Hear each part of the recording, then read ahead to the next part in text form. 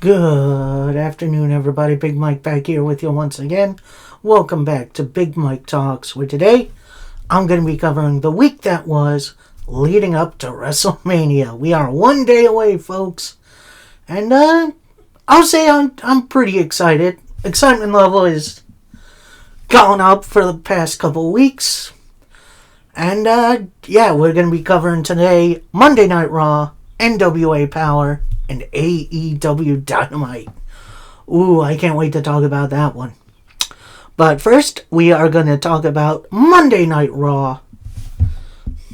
And we're going to see Paul Heyman. He's in, backstage parking area for the arena.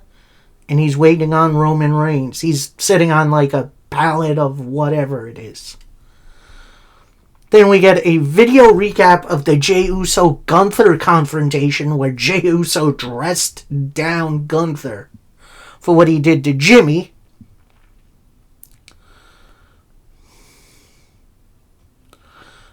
And we hear Michael Cole talking, well, we're going to have an interview with Gunther a little later on tonight. Gunther's music hits almost immediately. And, Cole and McAfee are all confused. Well, it looks like we're doing this now. So Cole gets in the ring, as does Gunther.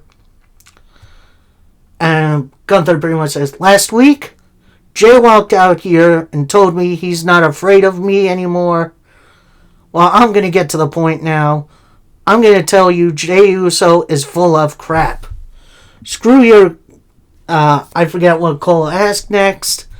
I guess it offended Gunther the right way because he said, screw your questions and screw everybody who stands with Jey Uso. He grabs the microphone and then he gets right up into the camera's face and says, camera lens, and says, in my time in WWE, 88% of the time I was a champion. And right now, I am the greatest world heavyweight champion of all time. And I refuse to let someone like Jey Uso ruin that.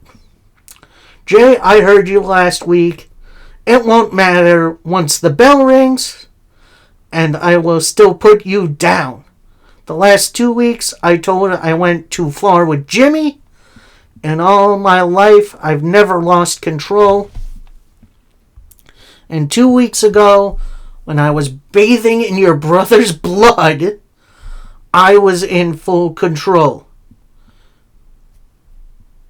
And at WrestleMania, I'm going to beat the hell out of Jey Uso and walk out still World Heavyweight Champion. Holy shit! I think that was the greatest Gunther promo we have gotten in WWE. That was, the emotion, the rage. I felt it all. And this is what this feud has been missing. Holy heck, I am now really, really interested in this matchup. And if you're not, you got no soul, man. This is great. This is what this feud needed. And then we go to a video recap of the tag gauntlet match from this past Friday night. Which, that was the last thing I saw before I got violently ill. See my previous video on that. Then we got a Bianca Belair video recorded promo where she calls out Rhea for being a baby and saying she's going to be the next women's champion. So next up is a momentum match. Basically a match to see before the pay-per-view who has the momentum going in, aka who stands tall now so they lose at the pay-per-view. So it is Bayley taking on Liv Morgan. And this match, fun little TV match. Although at one point, as Liv is just beating down Bayley in the corner, the ref gets in the way, pulls Liv to the back off of Bayley, And Liv just kind of screams in his face for a minute. I'm like, what was that, Liv? That was wild. They go back at it. Bayley with a Thez press. I gotta admit, I'm glad to see old school moves like this being brought back. Because it's definitely been a little while since I've seen a Thez press. They go back and forth for a little bit. Raquel Rodriguez then tries to get involved.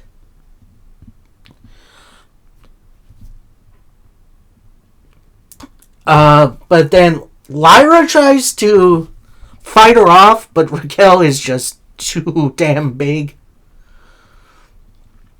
Bayley then hits a collar to Raquel, which distracts her long enough for Liv to hit a backstabber, attempt the Oblivion. Bayley catches it, rolls her up, and wins. So, yeah, that pretty much means Bayley and Lyra probably aren't winning on Sunday. At least I think that's Sunday. So then, next we get a video recap of the Roman Reigns, Seth Rollins, CM Punk feud. That's been happening the past couple of weeks, including the contract signing, the week after on SmackDown, Seth talking smack the Raw after that. The whole kit and caboodle, I'll say. Then we cut back to Paul Heyman. He's still waiting in the back for Roman. Then we get part 2 of the 3 for the women's triple threat match. We get Rhea Ripley video promo where she also calls Bianca a crybaby. Says Io was just in the right place at the right time, and I will gain my title back. So, definitely some fighting words from Rhea Ripley. Then we go into this next match. A match I never thought I really wanted, but I'm glad we got. It's one-on-one. It's Rey Mysterio taking on Julius Creed of American Made. And, yeah, we got the entire group of guys on the outside. And they just kind of take off, these two. Like, they don't lock up. They just immediately go into what they're doing. Ray attempts a 619 really early on, but Julius counters it with a big old elbow. Julius attempts a superplex. That's when both American Made and the LWO get up on the apron. Everyone's trying to distract. Ref sees them all, points at all of them, chucks them to the back. Thank goodness. So then, these two just go at it. Like, this was an amazing matchup. Really, really good back and forth. And then after a missed crossbody by Julius, Ray was gearing up for something. Out comes El Grande Americano, a.k.a. Chad Gable in a mask.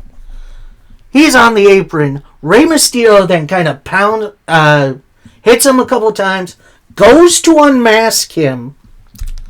But then Julius Creed comes from behind. It's a roll-up, only gets a 2.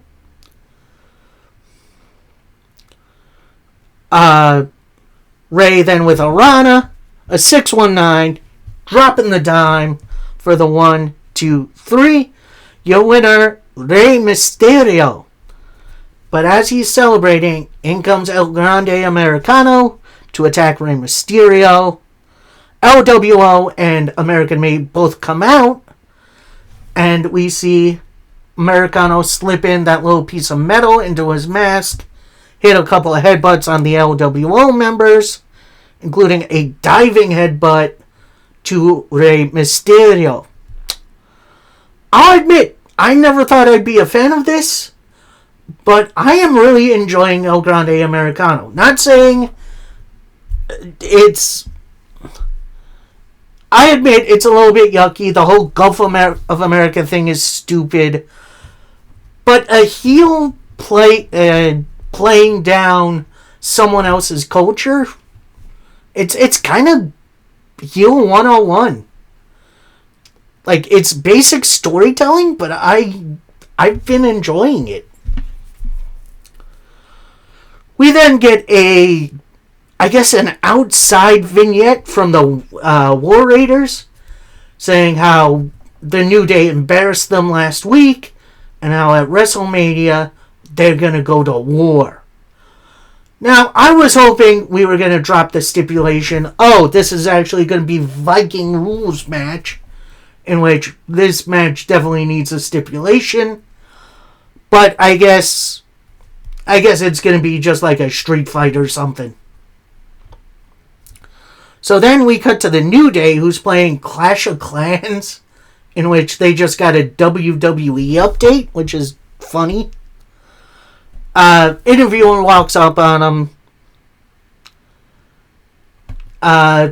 Then Kofi Woods says, War? We've been to so many wars. Hell, we've been in war this whole time this week.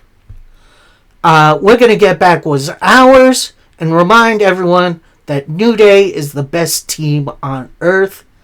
And we're going to get our titles back. And after WrestleMania, everyone is going to be saying, thank God for the New Day. Yeah, they need a stamp for this heel turn. I'm definitely a bit more excited for this match too. This is going to be a fun one. Then we get another Triple H Hall of Fame highlight reel. This time in his feud with The Undertaker at WrestleMania. The various ones they've had matches. Which is, I think it's 3. Like, there's 2, it was 29 and 28, I believe. And then there was one, like, really, really early on. That I can't remember. So, like, maybe 16 or 17 or so. So, yeah, definitely interesting seeing this highlights all for Triple H. Yet nothing for Lex Luger, nothing for the Natural Disasters, nothing for Michelle McCool. And now we got the Legacy Wing people coming in. We got the match that's getting the Hall of Fame with Stone Cold and Bret Hart. So this Hall of Fame thing has been weird. So next up, another unexpected match, but it didn't start that way. It's AJ Styles taking on Karrion Kross. Now this is the first match Kross has had on WWTV in well over a year, which is so sad because he's so talented. And he shows it here. Like, he keeps up really, really well with AJ Styles,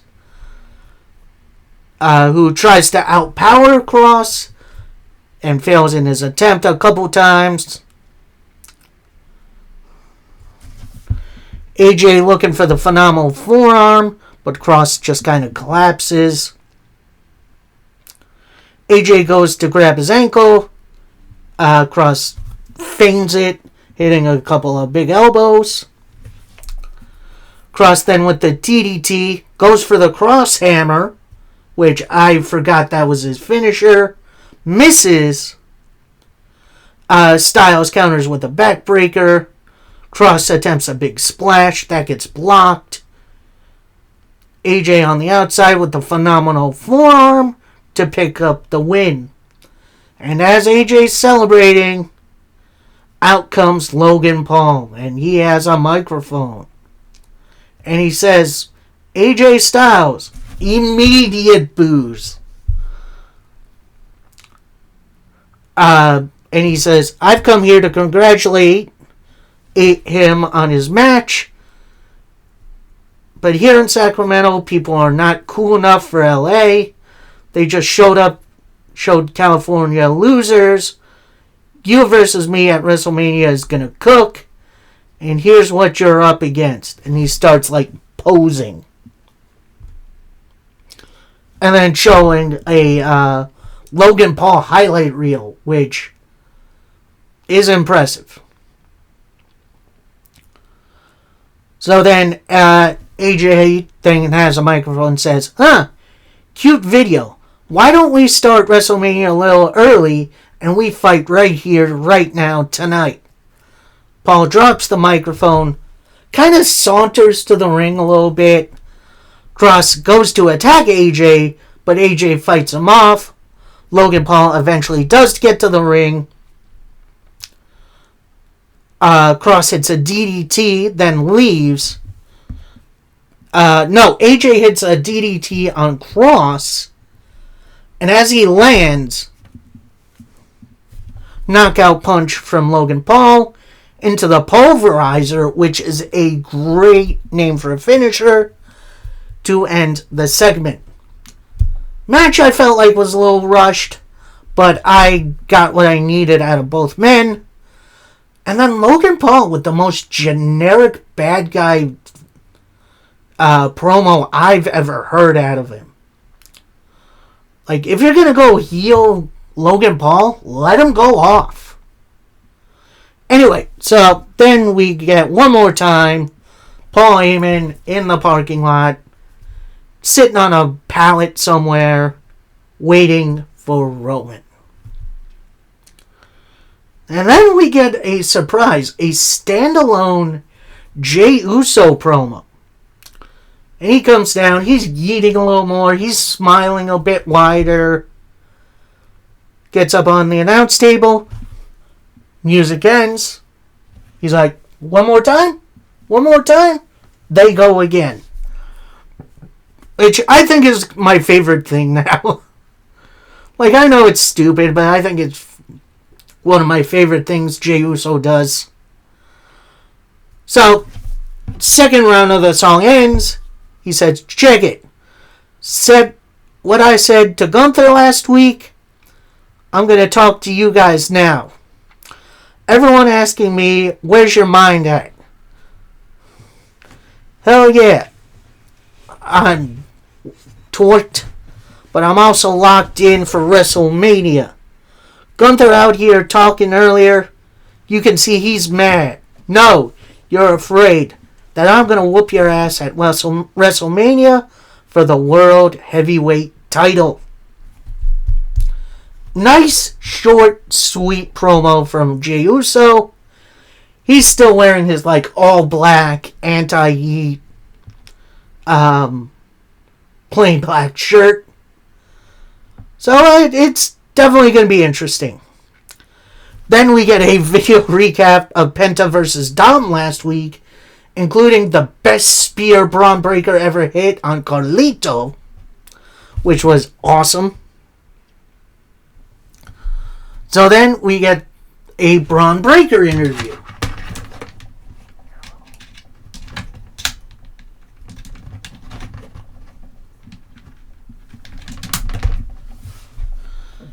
And he starts off saying, well, obviously this is the biggest matchup of my career, but before he can continue, Carlito, Dom Mysterio, and Finn Balor attack him. Officials then break it up. We then get a nice little WrestleMania hype video. Where has this been hiding? Like, dude, after WrestleMania, break it out. Break out the hype video.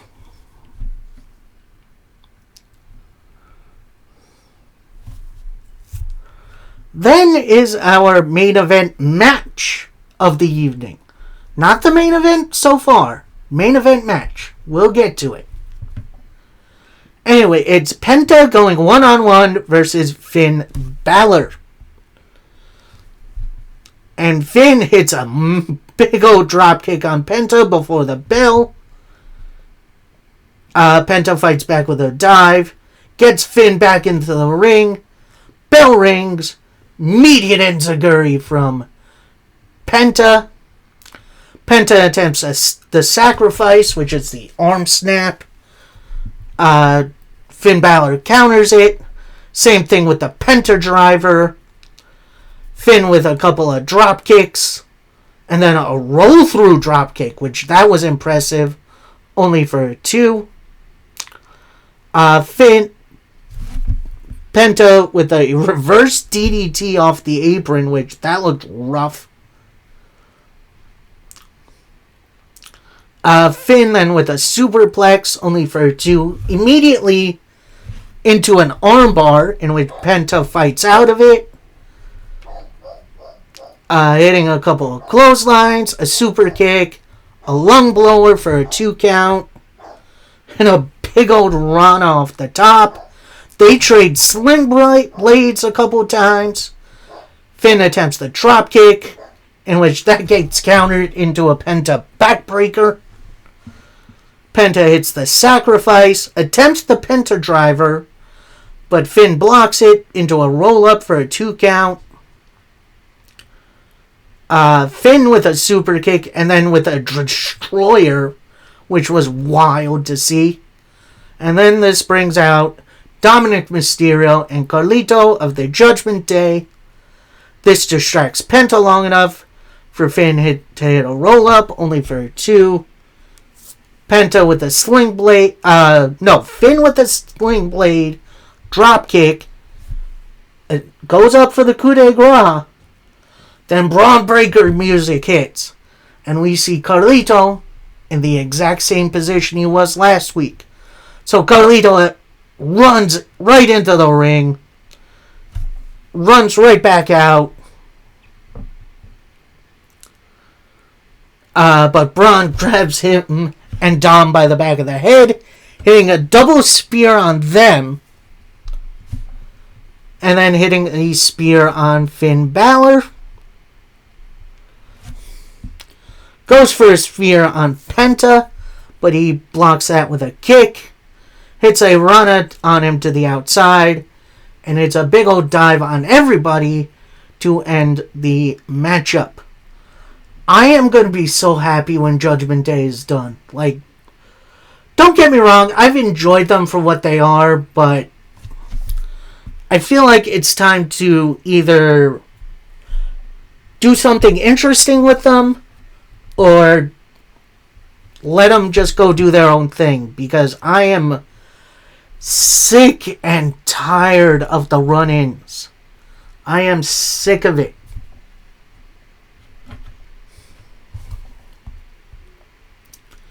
Anyway, we finished the trifecta for the women's triple threat match. We get a Io Sky video promo where she pretty much saying, I've been the third wheel long enough. I'm going to walk out as World Heavyweight Champion and move on from you two. We then get a nice WrestleMania card rundown in which we finally find out what's on night 1 and night 2. Then we see Heyman. He's still waiting. Then we see someone walk up. It's CM Punk. And then Punk is like, look in my eyes. What do you see?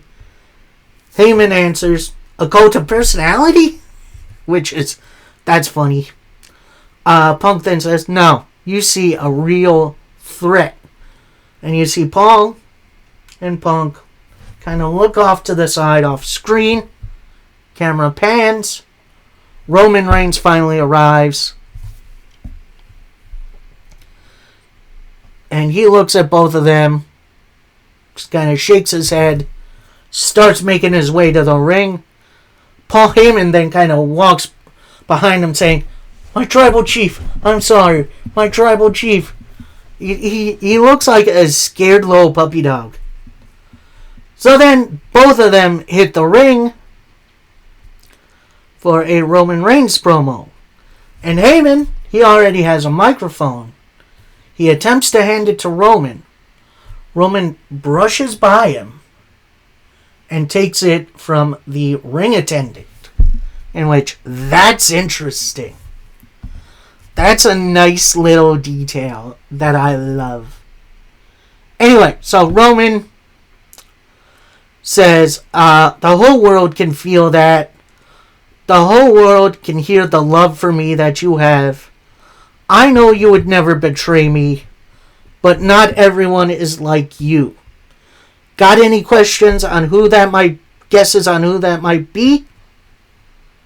That takes a beat. That gets a little bit of a boo for Mr. Heyman, which is weird. He then finally addresses Paul. He says, "Wise man, how could you betray me? Why?" Heyman, hand shaking. He starts stuttering a little bit.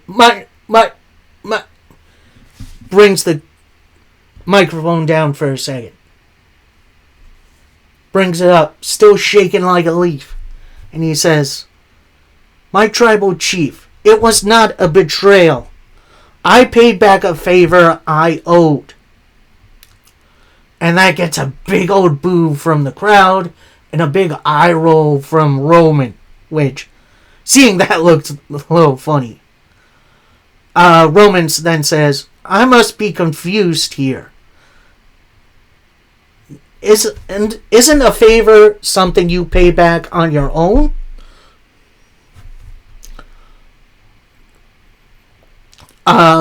I feel like the only person getting screwed here is me. And if there's one thing you know about me, is that I don't ask for favors. I don't ask for help. And I've never asked for help, Punk's help at War Games. And without missing a beat, out comes Seth Rollins. He goes to shake both men's hand. They no-sell him. Seth gets a microphone, says, "After over a decade, you're finally getting it. Only missing one little piece. But it still got to you at the end of WrestleMania last year because it was the right thing to do. And now I am in the most important match at WrestleMania. It will determine the future of this industry." Huh? Am I missing a stipulation here or something? Anyway, I continue. Seth continues, "While I can't beat you, this business is filled with people like you. Part-timers here when it's convenient for them. And it's not for people like Punk either. Those who leave, come back, and leech off of others' success. Do you guys want the business to die? Because I don't. And I always want what's best for business." That little nugget. Ooh, I'll tell you what it is in a minute.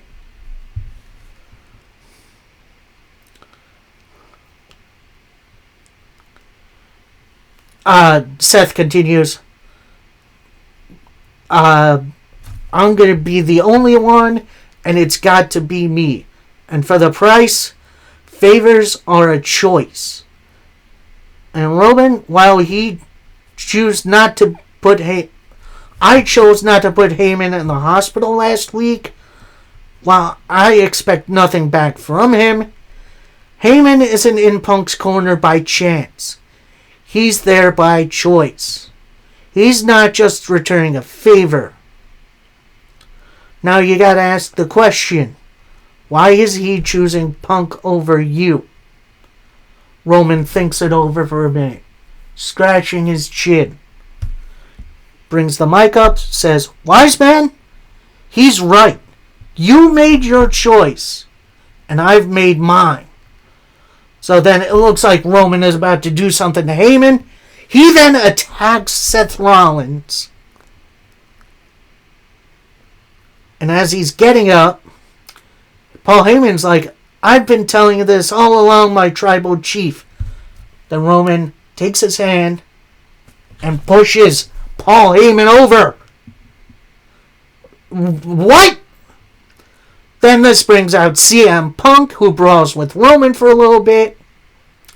Punk with a clothesline to Roman over the top rope.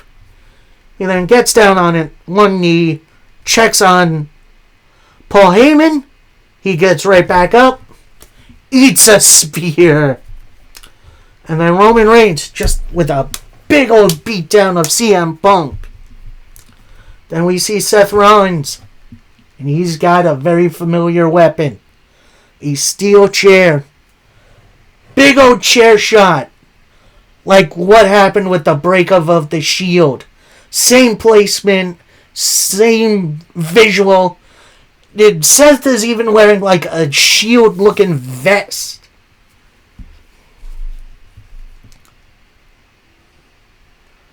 And then he backs up.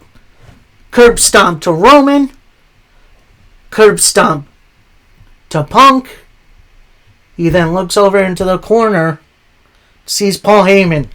Hands over his mouth. He's shaking. He's scared. And that's how the show ends. Wow. I really don't know what to say about this episode, except it was probably one of the best go-home shows to a pay-per-view maybe ever.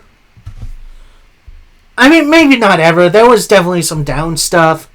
But overall, I had fun with this. This was a fun episode of Monday Night Raw. And it gets me hyped for the pay-per-view. It gets me hyped for WrestleMania. I cannot wait to see how all this goes. Should be a fun one. So, next up, we got NWA Power. And it's the Jack Stane tribute episode. And we're going to get to that. That promo from Billy Corgan was weird. I'll get to it. But first, we got our opening matchup, and it's an intergender match. So it's a man versus a woman. The woman, we have Natalia Markova, couple-time challenger for the NWA Women's title, and then taking on Hunter Drake, who apparently is in a relationship with Kylie Paige, I think. Which, that's a new one. So, this was a interesting little back and forth match. Markova attempts the beautiful destruction kick early on, but Drake moves out of the way, hitting an impressive neck breaker, only for 2. Then we see Kylie Paige, who's at ringside, as well as Brian Idol. So Kylie goes around the ring, pushes Idol into the ring post on the outside. And then that's when Hunter Drake takes over and just starts beating down on Markova, hitting a shooting star press for a 2, locking in a figure 4 leg lock, which that looked pretty good. But then Markova breaks out, hitting a couple of slaps. But Hunter gets a handful of hair. Markova then with a slap, couple of chops, a big old knee drop for a 2 count, Michinoku driver, couple of elbows, only for a 2. Hunter goes for a clothesline, misses. Markova follows up with the beautiful destruction kick for the win. So it looks like Markova is on her way to another NWA Women's title match, which I'll say I'm excited for. Then we get a video recap of the Jack Stane Memorial Tournament so far, which definitely has been entertaining. I cannot wait to see this continue. Then we get the weirdest promo / interview so far. We see William Patrick Corgan come out. He is the owner, or let's say he's the money behind the NWA. And is the Jack Stane tribute. So Corgan gets a microphone, says, I'm not usually a person lost for words, but Dane Love has been gotten love all over the place. So we got everyone together. I want to say thank you for helping us pay tribute tonight. He loved everything in the NWA and the boys in the back, and as well you, the fans watching. And I want to share something. I worked with Jack Dane since the NWA restarted, and every time I went home, he sent me a message saying thank you. He told me he was a William Patrick Corgan guy, and he would talk all night about this. But now, we're going to honor him with our 10-bell salute. That happens, goes right into the Around the Territory segment. So, here's my issue with this little promo. This felt a little bit more self-serving than an actual tribute. Like, I get it. It's good to see Jack Dane into the NWA, into helping them grow, which is always important.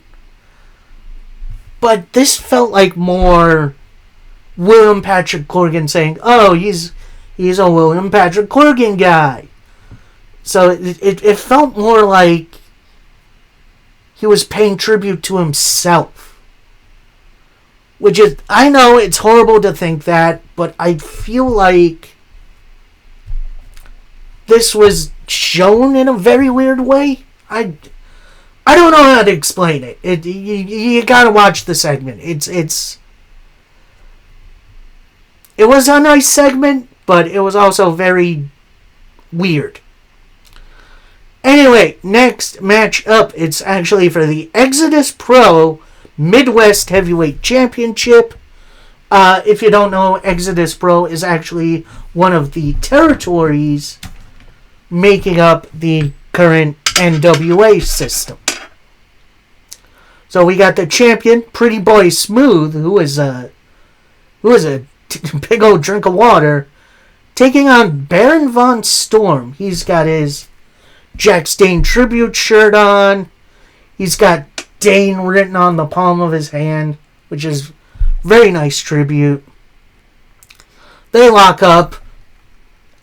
Storm immediately teases the Iron Claw. But then we see coming out also with Pretty Boy Smooth is EC3 and a couple minions of Exodus Pro. If you don't know, they all wear masks and matching gear and stuff. So that minion gets on the apron, distracts Storm for a little bit. But then Storm fights back, attempts the Iron Claw. Pretty Boy Smooth catches it, holds it back for a minute. But then we see a couple of minions grab Pretty Boy Smooth by the legs, drag him out of the ring. Ding, ding, ding. Ref calls for the bell. Then you see the minions get up on the apron, surround Baron Von Storm. Then you see Bam Bam something or other. Bam Bam Malone come out, this is my first time seeing him. So that's definitely a interesting save. So then one of the minions takes his hood off, and his name is something Beretta. I didn't catch his full name. He's an Exodus Pro guy for EC3. He gets in the ring, and then we start with a brand new matchup, as it's Baron Von Storm teaming up with Bam Bam Malone, taking on Pretty Boy Smooth and Beretta. And I'm going to say this, Bam Bam Malone, solid worker, definitely quick on his feet, that's for sure. Beretta definitely seems like more of an enhancement talent. That's just me. This is my first time seeing this dude. He did some good work. including eating a big old bear hug from Baron Von Storm. But then Pretty Boy Smooth, Beretta gets out of it. Bell ringer, which that's also always a crazy move. Pretty Boy Smooth with a Samoan drop into, but then Baron Von Storm with Pop the Trunk right into the submission of Trap City, but Storm lets the move go. Low bridge to Beretta, and then Storm locks in the Iron Claw for the submission win for his team. So, while we didn't get a lot of Malone and Bam Bam, I was impressed by those two. And, of course, Pretty Boy Smooth and Baron Von Storm are very entertaining. So, nice little TV match. I do wish we got more of a, stamp on the world title match. But I understand what they're doing. And then post-match, we see the other minions collect Beretta and take him to the back. So, we'll see what happens with the rest of these Exodus Pro guys. Are they going to be like their own stable? Which, that'd be kind of interesting. Then we go backstage for an Aaron Stevens promo. We have Damage and Carnage standing behind him. And he says, most people get nervous. I don't. And Tom, if you're wondering what kind of night you're in for, it's going to be your last night as champion.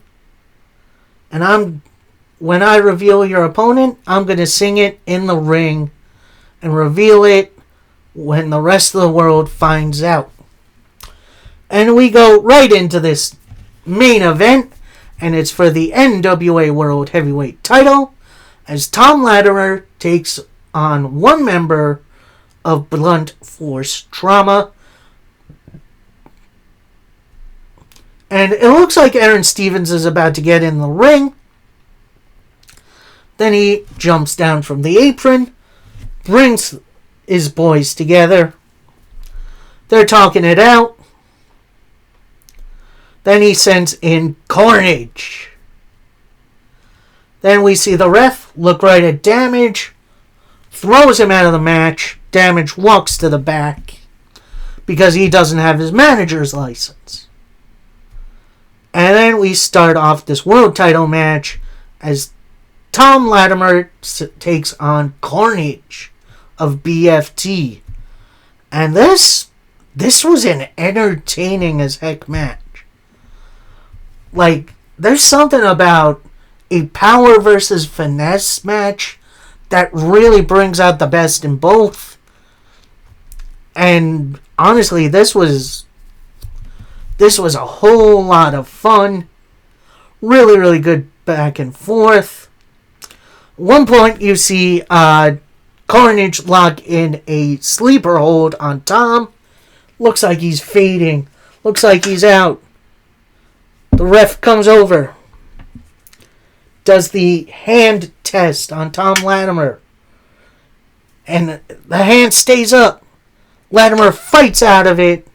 Hits a couple of big old clotheslines. An atomic drop. DDT. Hitting a cutter, a super kick, and a spear. Only for a 2 count. Whiffs on the Swanton Bomb. So Carnage attempts a sunset flip, only for a 2 count. Goes for a splat spear, misses. Latimer with a spear. Goes for the brighter side of suffering, that gets blocked.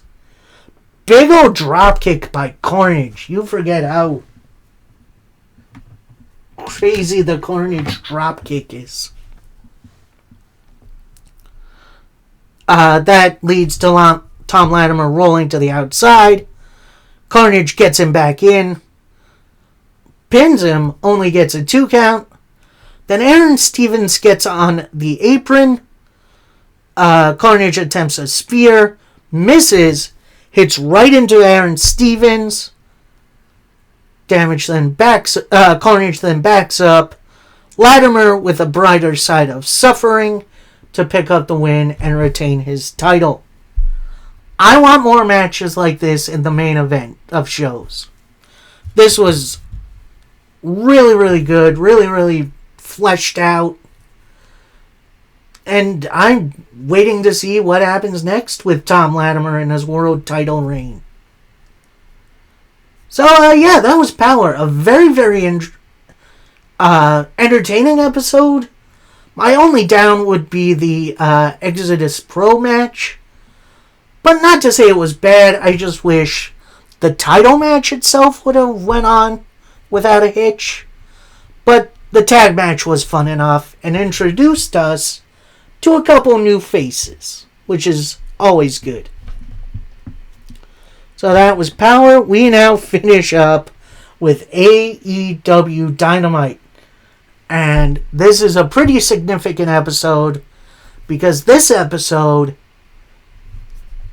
has surpassed the number of episodes that WCW had when it was on the Turner Networks before being bought by the WWE. So, first thing that is revealed is that Hook got taken out of the Trios match, allegedly by attack by the Death Riders. More than likely it's something else, but either way, get well soon, Hook. Gonna miss you. And then it's revealed Samoa Joe and Shibata intend on still having that match. We'll get to that in a little bit. So our first matchup of the evening is the Women's Owen Hart Cup quarterfinal, I'm going to say. No, this is definitely the semis because this match, after this match, Monet, spoiler alert, gets into the final. So we have Mercedes Monet taking on Athena. So in this match, oh my goodness, these two had an awesome match. And they fought pretty much everywhere. They fought on the floor. They fought on top of one of the barricades in the corner. One point you had Athena hanging on to the rope on the bottom, hanging outside the ring. Monet goes for a stomp. Athena moves. And then just hits a big old clothesline off the apron. Monet locks in the statement maker, but they roll to the floor. Monet doesn't let go until the ref tells. They get back in. Monet attempts a big stomp, misses. Athena with a cutter. They fight back and forth for a little bit more. Athena with a super kick, and they attempt pile drivers on one another, but they each blocked until Monet is in control and hits a face buster, only for a 2 count. Monet attempts a DDT, that gets blocked into a suplex. Then Athena with a DDT, only for a 2 count.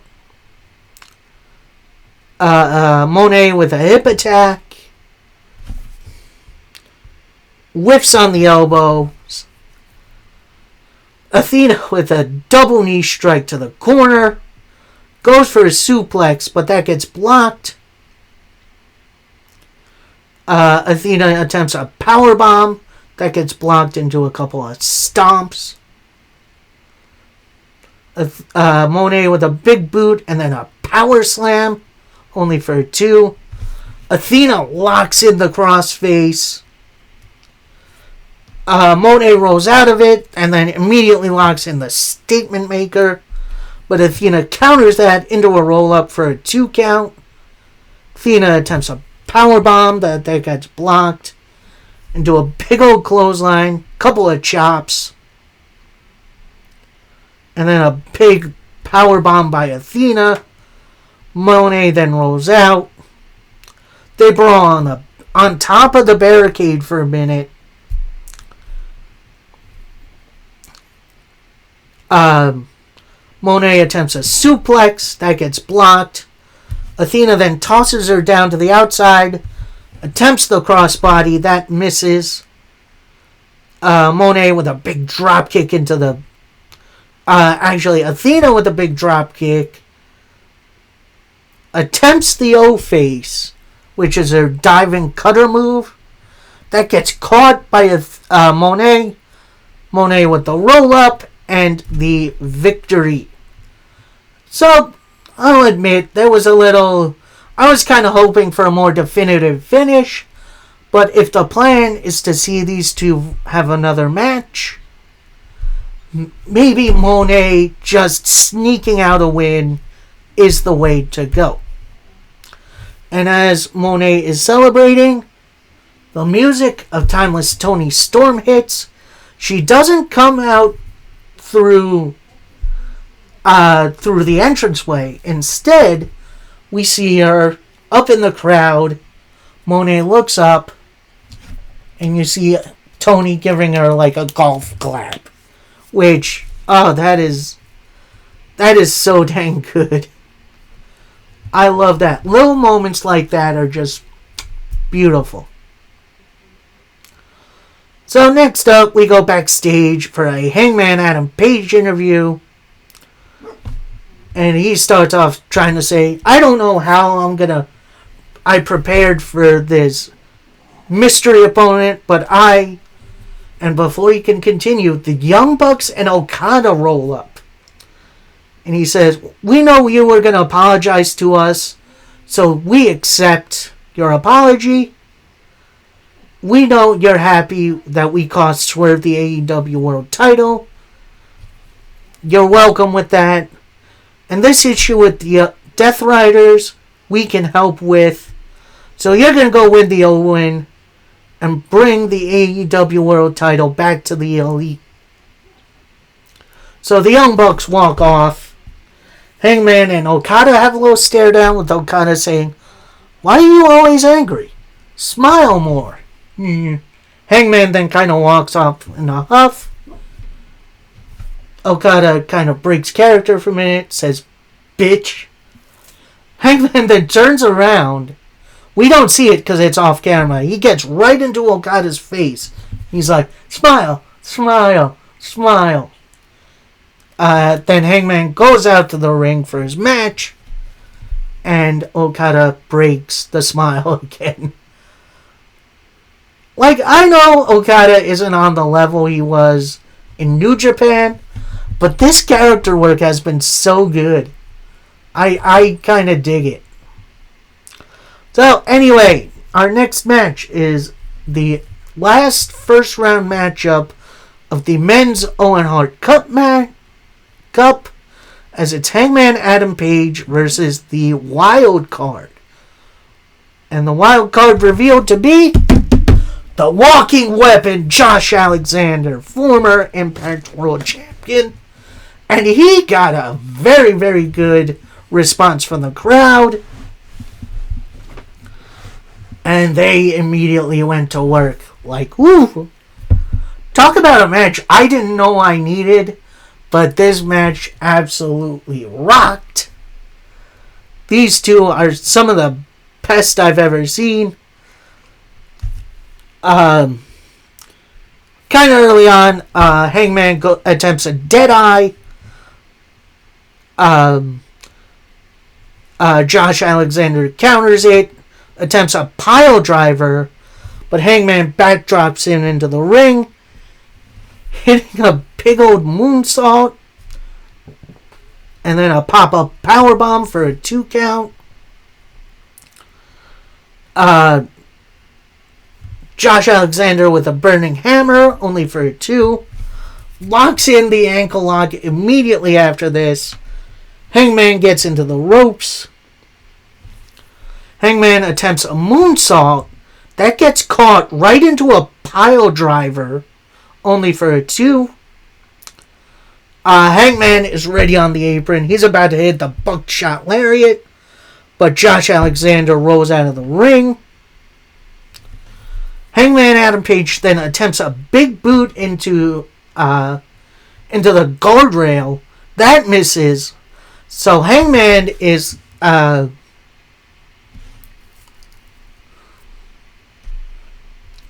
this is actually Alexander who's stuck in like the guardrail position. So Hangman gives him a couple of strikes,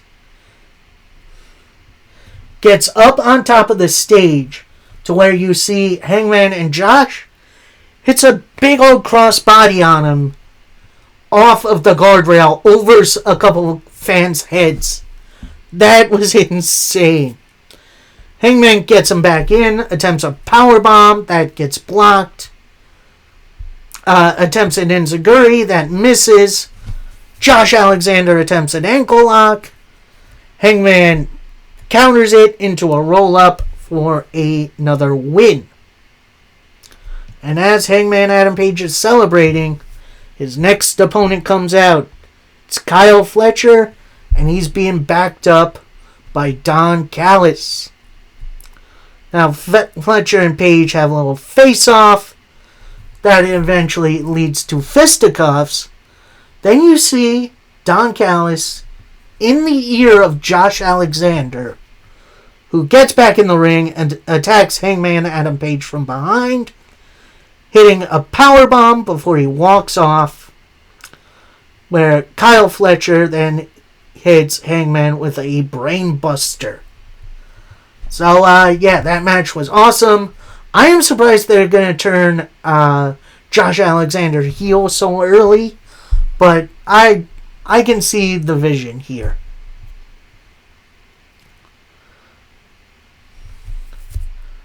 So next up, we are backstage with the Patriarchy. So that's Kip Sabian, Nick Wayne, and Mama Wayne. So Nick's taking control, saying, when the father figure disappears, someone's got to step up. We then hear off screen, as the camera pans over, it's Christian Cage sitting there. And he gets a nice little reaction. So Christian Cage walks over to Nick Wayne, says, it's been quite the month here for you. You want to know why I didn't stick to our plan? I wouldn't, Nick Wayne that says, I have a theory that you wouldn't be able to live with yourself if Cope won the AEW title before you. Cage then kind of responds, I see you had a fire lit under you. And I know how to keep that flame going, so I got a nice little surprise for you. I signed you up for New Japan's Best of the Super Juniors, which is an awesome tournament, by the way. If you haven't seen that, go look for it this year. It's awesome. And Christian Cage continues, and the training for this starts tomorrow on Collision when you face Commander for the ROH TV title. So, that's definitely going to be interesting.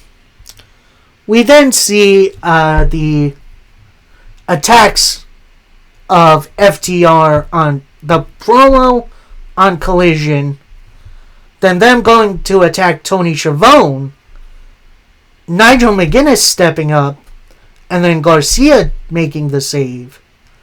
The FTR match later on against 2.0, and then their attack on Daniel Garcia. And we're going to get something on that on Collision. Spoiler alert. But next up, we got the AEW Tag Team titles on the line, as Bobby Lashley and Shelton Benjamin of the Hurt Syndicate take on Bishop Khan and Toa Leona of the Gates of Agony. And then we see the Gates of Agony attack the Hurt Syndicate before the bell rings. And then we just have a really solid tag team title match. Both teams looked excellent in this match, with the finish coming after a big old knee strike from Shelton Benjamin and a spear from Bobby Lashley for the Hurt Syndicate to retain their titles. Nice, fun, inoffensive title defense. I love that. And then next is this, which I am a little bit disappointed in. I'll say why in a minute. Out comes MJF. He says, enough about me. I want you to give it up for your tag team champions, the Hurt Syndicate. And while I see you're all not on the same page, I can tell you I bring a lot to the table. And I can tell some are slow learners. I'm not going to name names. And Lashley kind of snaps a little bit, chasing after MJF in the ring. MVP holds him back. MJF continues, I'm going to talk about what I bring to the table. I have some talent in the back ready to meet with you. So he brings out some escorts. Let's keep it nice and say what they are. They're escorts. So he brings them out. There's like 8 of them. And they start like wiping down Lashley and Benjamin with towels. And then MJF says, you can have a night out on the town with them all. All I require is 3 thumbs up. So MVP chimes in saying, alright, you already know my vote. I'm going to give you a thumbs up. Benjamin's kind of thinking about it. He doesn't give an answer at first, as he says, I'm going to need some more time. MJF says, more time? He looks down at his wristwatch, says, I see you're a fan of some very nice things. You really want this watch? Benjamin says, yeah, I want the watch. I knew I liked you from the start. I'm going to give you the watch, but only if you give me the thumbs up. So, Benjamin, he looks down at the watch. It's looking really good. I'm not sure I understand. He starts in the middle. Looks like he's kind of thumbs down.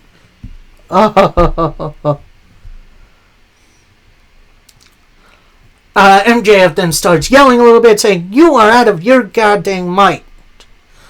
And while I respect the power of the people, nice little reference there, I think I'm growing on you. You want this watch? You can have it. And much more of that. You can have the ladies here tonight. But when I do join you, there will be more where they came from. And Bob? Call him Bobby Lashley Bob. That's funny. I respect the hell out of you. I'm known for getting what I want. And do you know why?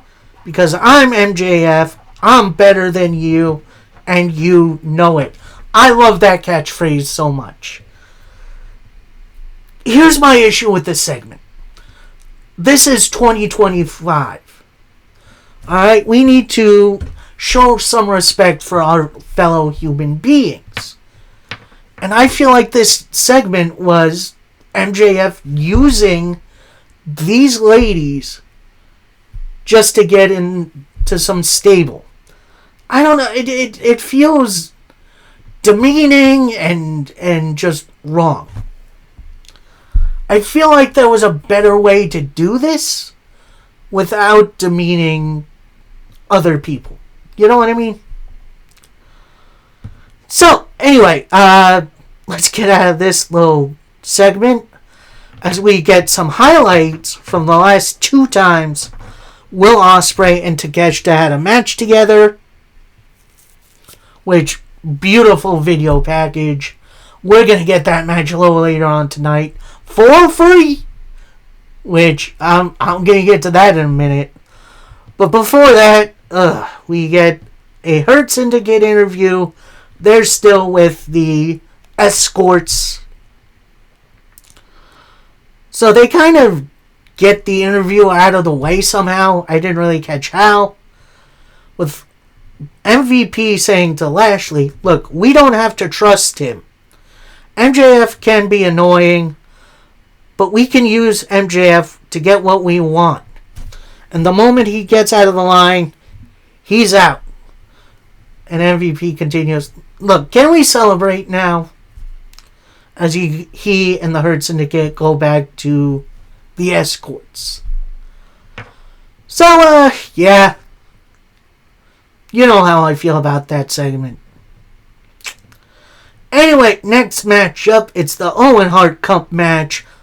One half of the finals, as we got Will Ospreay taking on Konosuke Takeshita.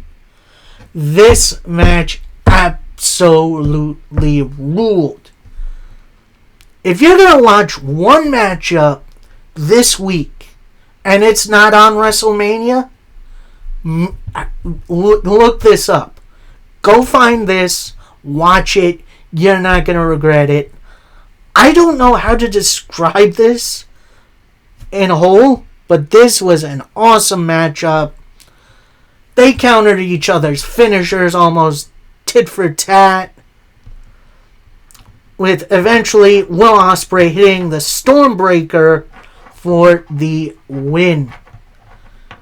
Moving on to the final. That was so good. This was a fun night. And we still got our main event, and it's for the AEW Trios title. Now, before I get going, Jon Moxley has already replaced Pac in this match because he suffered an injury himself. So that's well and good. Then we got the Ops. We got Samoa Joe and Katsuyori Shibata coming out at first on their own. Then whose music hits? It's Powerhouse Hobbs who joins the Ops. They make a beeline to the ring and they just start brawling with the Death Riders. And this was another really, really fun match, with Maria Shafir coming in to interfere. Eventually Swerve coming out to distract Willow, coming out and stopping Jon Moxley from using a steel chair. Then we got a weird cameo from the Young Bucks. They go to the outside of the ring. They grab a couple of chairs themselves. Then Swerve Strickland from ringside comes in, hits a big old Swerve stomp on both of them. Shibata and I think it was Claudio brawl to the outside.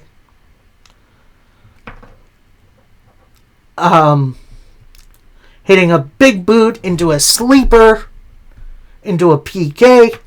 Joe attempts the muscle buster, but Yuta breaks it up.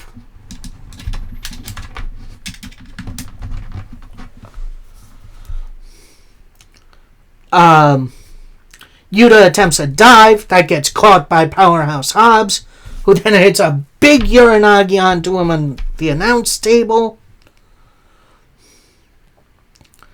Marina Shafir then with a big chair shot to Hobbs' knee. Willow then gets her with a big clothesline on the outside. Jon Moxley attempts the Death Rider on the inside. Joe counters it right into the Coquina clutch as Jon Moxley passes out. And your winners and new AEW Trios champions, the Ops and Powerhouse Hobbs. And as everyone ringside is celebrating the win, locker room starts to empty. You see Will Ospreay coming out. You see Evil Uno for some reason. You see Tomohiro Ishii, and they're all celebrating in the ring. Someone brings out a bottle of champagne in which Joe is just shaking up and spraying everywhere. It was honestly a really, really fun show. If you got a minute before WrestleMania, go check this show out. It was top to bottom. It was one of the best shows ever. And I can't wait for the future. I can't wait to see what AEW has next. So, that'll do it for me. I hope you all enjoyed. We got Friday Night SmackDown coming tonight. We'll review that and AEW Collision on Monday. Collision actually just happened yesterday, which, they're avoiding WrestleMania. My WrestleMania review is going to come on Tuesday. After that, I'm going to take a little week off of the wrestling. I hope you understand. I need a little time off. May do an MCU video sometime soon, which I know I haven't been doing that much lately. I do apologize for that. We'll be back at it the week after. I hope you all enjoy WrestleMania. I hope you all who enjoy have a happy Easter. And until next time, happy wrestling, everybody. Peace.